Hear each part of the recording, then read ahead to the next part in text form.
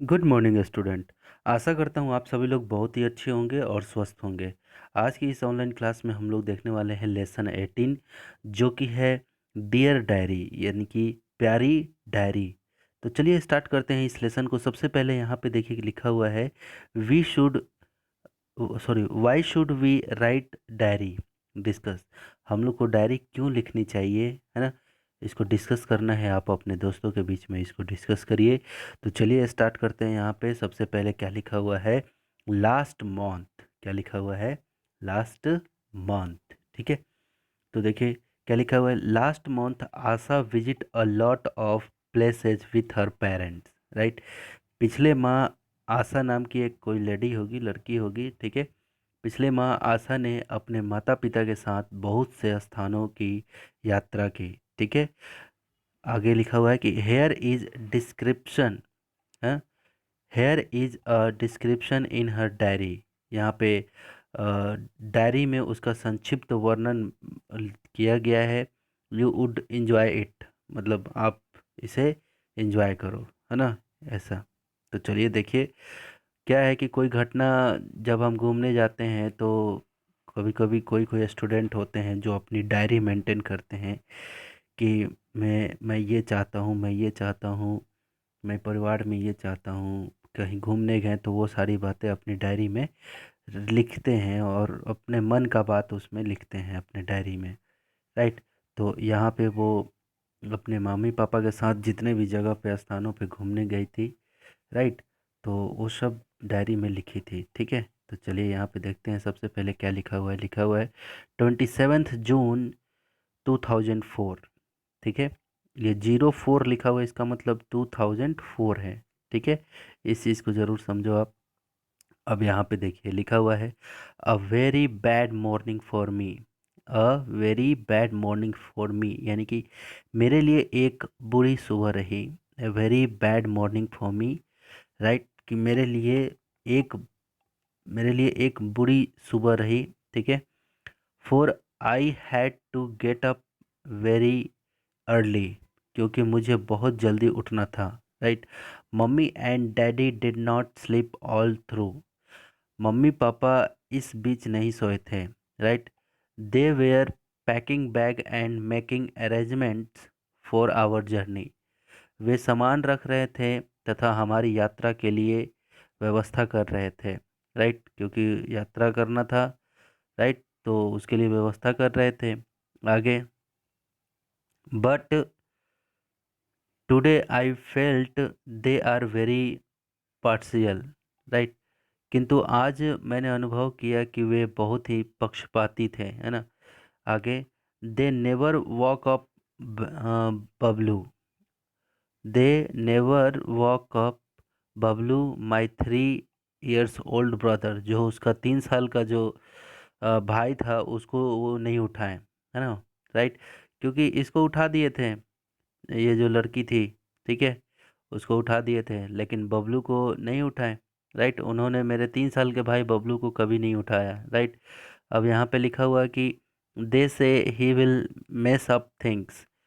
वे कहते हैं कि वह सामानों को अस्त व्यस्त कर देगा, इसलिए उसको नहीं उठाओ।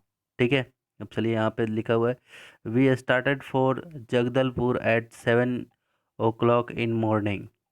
हमने सुबह 7 बजे जगदलपुर के लिए यात्रा आरंभ करी। ठीक है, we were going to my Dadi Maa house. सबसे पहले कहाँ गए, दादी माँ के घर पे। In the in the train first slept in the train, sorry, in the train I slept for 2 to 3 hour। यहाँ पे बोल रहा है कि रेलगाड़ी में लगभग 2 से 3 घंटे मैं सो गई। Both Bablu and I had a lot of fun. Bablu और मैं दोनों बहुत ही मजाक किए। वी एट, हमने खाए, पिए, ड्रैंक मतलब पिए, सैंग, दैट मीन्स होता है कि गाया, है ना, सिंग का दूसरा रूप है। प्लेड मतलब खेले, and did everything we could, और हर वो चीज़ किया जो हम लोग को लगा। ठीक है, तथा सब कुछ किया जो हम कर सकते थे। राइट, आगे, Bablu made sure that mummy would not take rest. Bablu ने विश्वास से कहा कि मम्मी ने आराम नहीं किया। We had our dinner in the train. हमने अपना भोजन रेलगाड़ी में ही किया। ठीक है, ये फर्स्ट पार्ट था। आगे देखिए, how many members are there in Asha's family. Asha के फैमिली में कितने मेंबर थे, ये क्वेश्चन पूछा जा रहा है आपसे। तो देखो, आशा के फैमिली में कितने मेंबर थे, तो अब सोचो कि ट्रेन में कितने लोग चढ़े। ठीक है, आशा कौन थी? Who is Asha? Who is Asha? Asha लड़की थी ना जी, आशा जो घूमने जा रही थी। ठीक है, चलो अब देखिए यहाँ पे 27 को वो जर्नी था, अब 29 को ये सभी चीज़ें। Oh, what the an experience it was sleeping in the train. रेलगाड़ी में सोने का अनुभव कितना अच्छा था। I felt as if I was sleeping in the swing. मैंने अनुभव किया जैसे कि मैं झूले में सो रही हूँ। Early in the morning at 6 o'clock, यानी कि अ, अगले सुबह 6 बजे हमारी ट्रेन थी। ट्रेन रिच्ड, रेलगाड़ी पहुंच गई जगदलपुर। ठीक है, अगले सुबह रेलगाड़ी 6 o'clock कहाँ?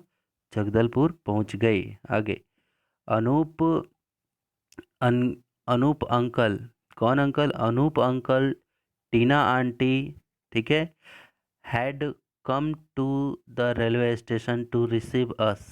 ठीक है, तो देखिए, अनूप चाचा तथा टीना चाची हमें लेने रेलवे स्टेशन आए थे। Dadi Maa was waiting for us at home, और दादी माँ घर की प्रतीक्षा कर रही थी। We we took some rest, हमने कुछ आराम किया।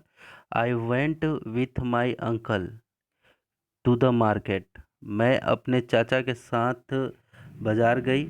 Right, I went with my uncle to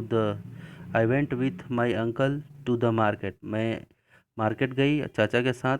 Bablu was busy with दादी माँ, बबलू दादी माँ के साथ क्या था? व्यस्त था। आगे, in the evening at about 7 o'clock, लगभग शाम को 7 बजे, we went to visit the Chitrakoot waterfall. हम लोग शाम में कहाँ गए? चित्रकूट वाटरफॉल। बिल्कुल, मैं गया हूँ अभी रिसेंटली, हम सभी टीचर लोग भी गए हुए थे Chitrakoot waterfall. It's very wonderful really, काफ़ी ज़्यादा मतलब अट्रैक्टिव है। ठीक है, यहाँ पे वी रिच्ड देयर एट 7:30, से 7:30 के करीब में ये लोग पहुँच गए। The waterfall was looking beautiful, जो वाटरफॉल था, वाटरफॉल यानी कि जो पानी गिर रहे थे, है ना, वो बहुत ही ब्यूटीफुल दिख रहा था।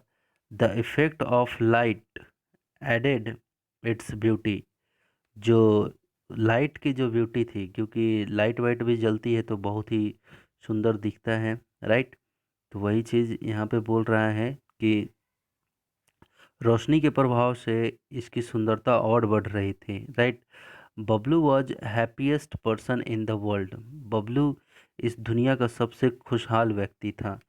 He was singing and clapping, वो गा रहा था और ताली बजा रहा था।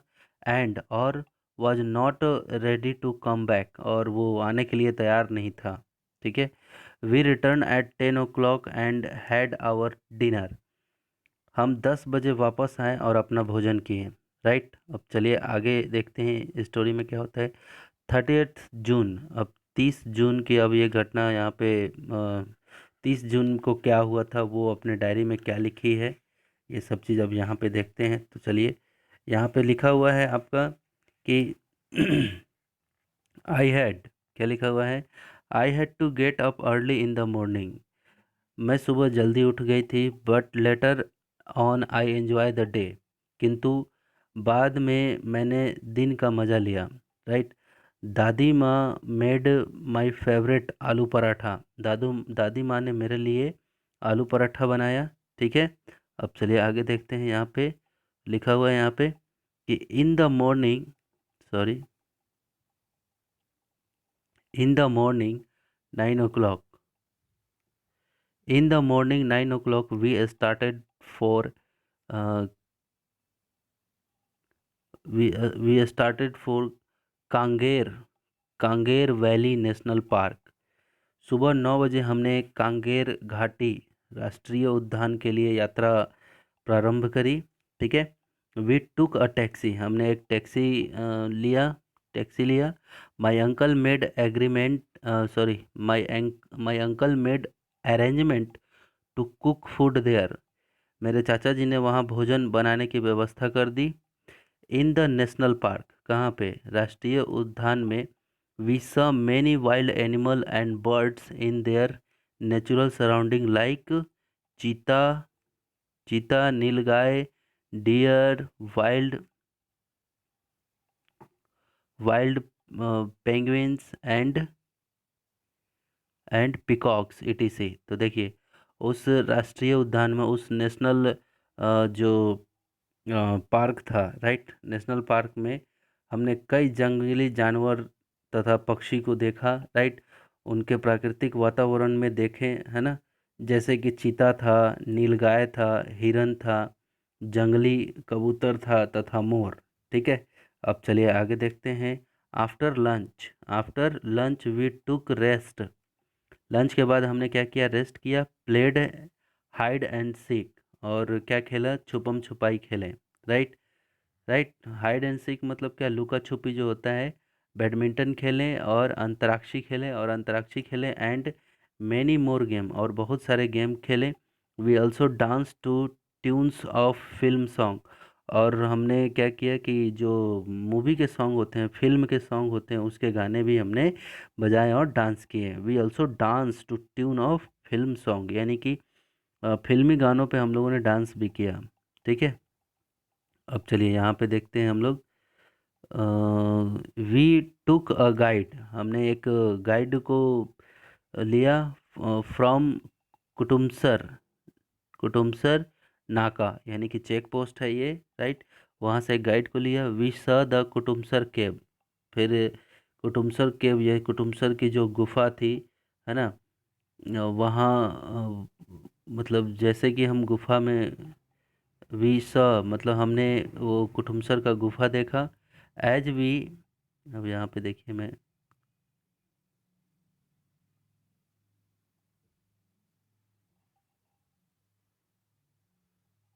ठीक है, तो आज के लिए इतना ही रहने देते हैं, राइट। तो मुख्य रूप से आपका टास्क रहेगा कि जिस तरह से हमने इस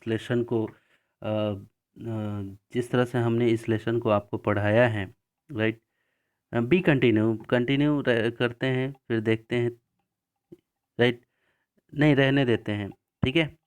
चलिए, आप लोग का भी इच्छा अंदर से कभी कभी नहीं होता है, क्योंकि मैं समझ लेता हूँ, फिर भी ये डायरी की बातें हैं, थोड़ा सा अच्छी लगती हैं। ठीक है। तो आप लोग का टास्क ये रहेगा कि जिस तरह से मैंने प्रोनाउंसिएशन किया है, रीडिंग स्किल किया है, उसी तरह से आपको रीडिंग स्किल करना है और इसके अर्थ निकालने हैं, उसके अनुवाद करने हैं, राइट। एक बार में समझ में नहीं आए, 5 से 10 बार, 10 से 20, 20 से 30, 30 से 100 बार लगभग कोशिश करिए, तब जाके आपको अच्छे से आपको इंग्लिश पढ़ने और उसकी समझ आपको विकसित हो जाएगी, राइट। तो आशा करता हूँ कि आप लोग ऐसा करेंगे, राइट। तो मिलते हैं अगले नेक्स्ट वीडियो में, तब तक के लिए टेक केयर, बाय बाय।